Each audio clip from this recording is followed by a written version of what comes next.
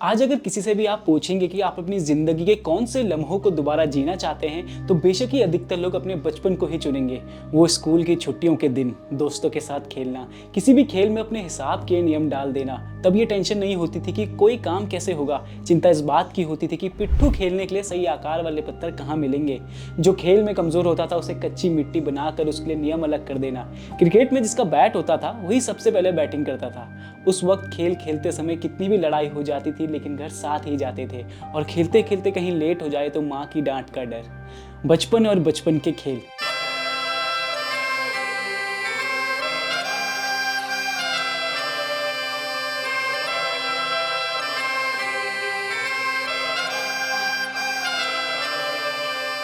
ये एक ऐसी याद है जो हर इंसान अपने दिल में संभाल कर रखता है, और बड़े हो जाने के बाद जब किसी बच्चे को वो खेल खेलते हुए देखता है तो एकदम उसका बचपन उसकी आंखों के सामने आ जाता है। जब खेलों की बात हो रही है तो फिलहाल उत्तराखंड में 38वें नेशनल गेम्स की तैयारी चल रही है। इन गेम्स की सबसे खास बात यह है कि इसमें भारत के कुछ पारंपरिक खेलों को शामिल किया गया है। इस बार इसमें योगासन, मलखम्ब और कलारीपयट्टू भी शामिल किए गए हैं। और जब बात पारंपरिक खेलों की आती है तो उत्तराखंड भी इनमें पीछे नहीं है। उत्तराखंड के भी अपने कई पारंपरिक खेल है, और आज स्पोर्ट में बात करेंगे इन्हीं पारंपरिक खेलों की और ताज़ा करेंगे अपने बचपन की यादों को।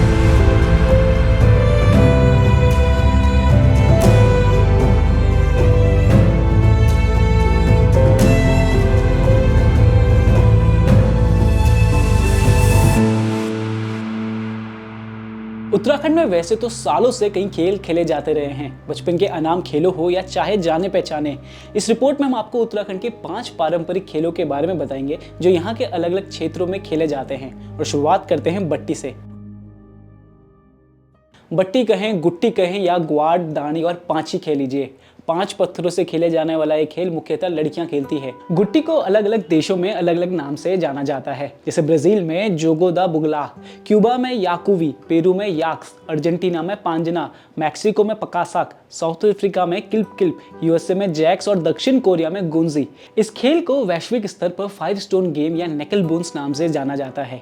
इस खेल को ज्यादातर हर जगह 5 पत्थरों से ही खेला जाता रहा है।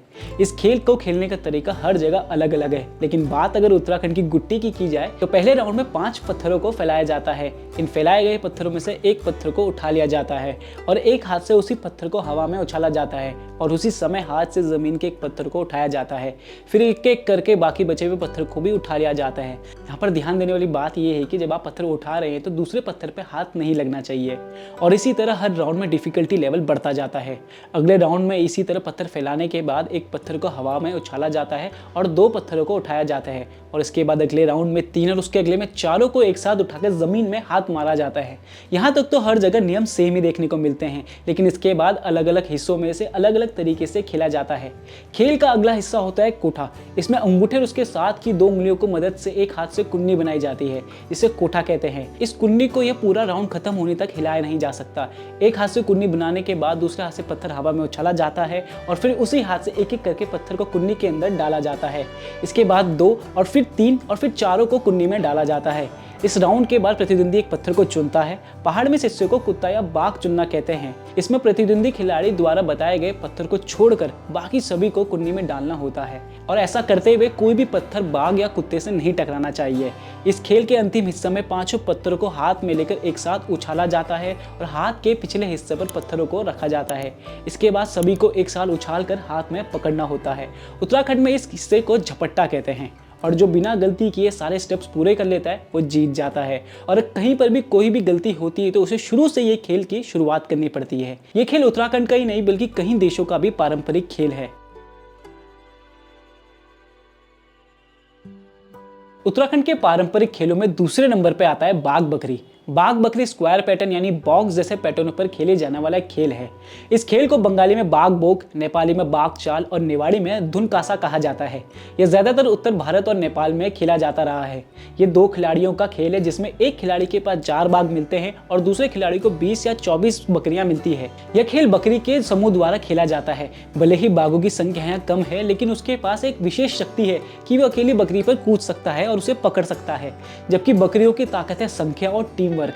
इस खेल को स्क्वायर पैटर्न में जहां 2 या 2 से अधिक रेखाएं एक दूसरे को टकराती है उसे अंक कहा जाता है। बाघ या बकरी को केवल इन्हीं बिंदुओं पर रखा जाना चाहिए।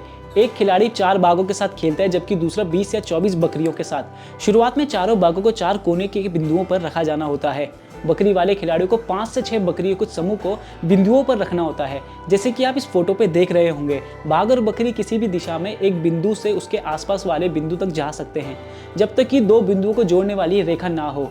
एक बाघ एक अकेली बकरी के ऊपर बकरी के ठीक पीछे खाली स्थान पर कूदता है और इस तरह बकरी को पकड़ लेता है। बाघ उस बिंदु पर नहीं कूद सकता जिस पर 2 या 2 से अधिक बकरियां हो। बाघ केवल एक अकेली बकरी पर कूद सकता है। बाघ बकरी के ऊपर से नहीं कूद सकता अगर उनके बीच में कोई रेखा नहीं हो। एक बाघ बकरी के ऊपर से नहीं कूद सकता अगर बकरी के पीछे कोई खाली बिंदु नहीं है, और ऐसा करते समय वो अपनी दिशा भी नहीं बदल सकता। पकड़ी गई बकरी स्थायी रूप से खेल से बाहर हो जाती है और उस खेल के दौरान फिर जिंदा नहीं हो सकती।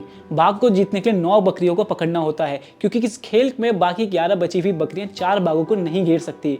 बकरी को जीतने के लिए सिर्फ सारे बाघों को घेरना होता है। अब बढ़ते हैं अगले खेल की तरफ जो है हिंगोड़। उत्तराखंड के गढ़वाल में हॉकी, गोल्फ और पोलो से मिलता जुलता एक खेल खेला जाता था जिसे हिंगोड़ कहते थे। पहले खेल जंगलों में जानवरों को चराते वक्त यहाँ के लोग खेला करते थे, लेकिन धीरे धीरे जंगलों में खेला जाने वाला हिंगोड़ पूस के महीनों में खेतों में खेला जाने लगा। पूस के महीने में फसल की कटाई के बाद खेत खाली रहते थे, फिर ये खेल खेत में खेला जाने लगा। जब ये खेल खेतों में खेला जाने लगा तो इसमें एक बदलाव किया गया। इसमें एक खेत के बीच में गोल्फ की तरह एक होल बनाया जाने लगा। होल के आकार में ये होल गोल्फ होल से बड़ा होता है। स्टिक किसी पेड़ की स्टिकनुमा टहनी या जड़ से बनाई जाती थी। जंगल में कई ऐसे पेड़ की टहनी और जड़ें प्राकृतिक रूप से स्टिकनुमा होती है। बॉल पुराने कपड़ों को गोलाकार लपेटकर बनाई जाती है। हिंगोड़ में हॉकी की तरह गोल पोस्ट नहीं होते। टारगेट गेंद से दूर से हिट कर होल में डालना होता है। 2 टीम बारी बारी कर गेंद को हिट करती है और जो टीम अधिक बॉल एक होल में डालती है उसकी जीत मानी जाती है। लेकिन आज हिंगोड़ खेल मुश्किल से ही कहीं देखने को मिलता है। अब बढ़ते हैं अगले खेल की तरफ जो है पिट्ठू। पिट्ठू ये एक ऐसा खेल है जिसे हर किसी ने जरूर खेला होगा। ये खेल 2 टीमों के बीच में होता है। टीम 1 बैटिंग करती यानी बॉल से पिट्ठू के टावर को तोड़ती है। एक खिलाड़ी को पिट्ठू फोड़ने के लिए 3 चांस मिलते हैं। अगर वो तीनों चांस में नहीं गिरा पाता तो टीम का दूसरा खिलाड़ी पिट्ठू फोड़ने के लिए आगे आता है। लेकिन अगर पिट्ठू पे लगकर फील्डिंग टीम बॉल को कैच कर लेती है तो पिट्ठू फोड़ने वाली टीम आउट हो जाती है। और अगर पिट्ठू फोड़ लिया जाता है तो जैसे ही पिट्ठू गिरता है, पिट्ठू फोड़ने वाली टीम सबसे बचते हुए इसे दोबारा बनाने में जुट जाती है। वहीं फील्डिंग टीम का काम होता है पिट्ठू फोड़ने वाली टीम को पिट्ठू को वापस बनाने से रोकना। रोकने के लिए फील्डिंग टीम को बॉल फेंक कर दूसरी टीम के खिलाड़ियों को आउट करना होता है। अगर वो सबको बॉल मारकर आउट कर लेती है तो उनकी पिट्ठू फोड़ने की बारी आती है। वहीं अगर पिट्ठू फोड़ने वाली टीम किसी भी तरह बच कर पिट्ठू बना लेती है तो उनका 1 पॉइंट हो जाता है, जिसे वो अपने आउट हुए खिलाड़ी को वापस खेल में जिंदा कर सकते हैं। आज भी ये खेल खेलते हुए बच्चे आपको हर जगह मिल जाएंगे। अब बढ़ते हैं अगले खेल की तरफ जो है मुर्गा झपट। इस खेल में मुकाबला 2 खिलाड़ियों के बीच गोले के भीतर होता है। अपने एक पैर को उठाकर हाथ से पकड़कर दोनों खिलाड़ी दूसरे के कांधे की ओर जोर लगाकर एक दूसरे को गोले से बाहर धकेलने का प्रयास करते हैं। इसमें जिसका बैलेंस ज्यादा होगा और जिसके पैरों, कमर और कंधों में ज्यादा ताकत होगी, उसी खिलाड़ी की जीतने की संभावना उतनी ज्यादा होगी। इस खेल के लिए मैदान में 2 मीटर के रेडियस का एक सर्कल बनाया जाता है। इस रेडियस के अंदर 2 मिनट का निर्णायक खेल होता है। दोनों टीमों में 6-6 खिलाड़ी होते हैं। हर खिलाड़ी सामने वाली टीम के वजन के बराबर वाले खिलाड़ी से ही खेलता है।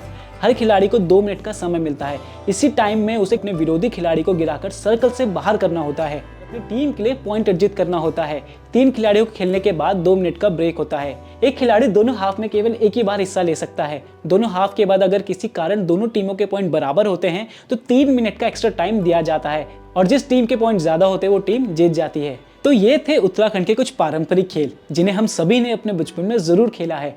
हालांकि उत्तराखंड के साथ ही ये खेल देश और विदेश के कई कोनों में खेले जाते रहे हैं। संभव है कि उत्तराखंड के साथ ये दूसरे राज्यों और देशों के भी पारंपरिक खेलों में शामिल हो। अगर आपको इस संबंध में कोई जानकारी हो तो हमारे कमेंट बॉक्स में जरूर बताएं। बदलते वक्त के साथ हमारे पारंपरिक खेल भी पहाड़ छोड़ रहे हैं। आज मुश्किल से ही ये पारंपरिक खेल हमें देखने को कहीं मिलते हैं। इसके पीछे का कारण कुछ तो बाहरी खेलों के प्रति रुझान है और कुछ इन खेलों को प्रोत्साहन ना मिलना है। जरूर इसके संरक्षण के लिए साल 2015 के बाद सरकार द्वारा काम किए गए हैं। मुर्गा झपट को जरूर खेल महाकुंभ का स्टेज भी मिला है, लेकिन 38वें नेशनल गेम्स में इनमें से कोई भी पारंपरिक खेल अपनी जगह नहीं बना पाया है। शुरुआत में जरूर खबर थी कि उत्तराखंड के कुछ पारंपरिक खेल जैसे मुर्गा झपट नेशनल खेलों में शामिल होंगे, लेकिन ऐसा हुआ नहीं। सरकार को चाहिए कि इन पारंपरिक खेलों के लिए एक ऐसा प्लेटफॉर्म बनाया जाए जिसकी तरफ आज के युवा आकर्षित हों और हमारे ये पारंपरिक खेल बच सकें। खैर, ये तो हो गई इन खेलों की जानकारी, लेकिन क्या आपने अपने बचपन में कभी ये खेल खेले हैं? कमेंट करके हमें ज़रूर बताएं। और साथ ही अगर कोई और पारंपरिक खेल अपने बचपन में खेला हो तो वो भी हमारे साथ शेयर ज़रूर करें। और अगर आपको हमारी रिपोर्ट पसंद आई हो तो इसे लाइक, शेयर और सब्सक्राइब करना ना भूलें। धन्यवाद।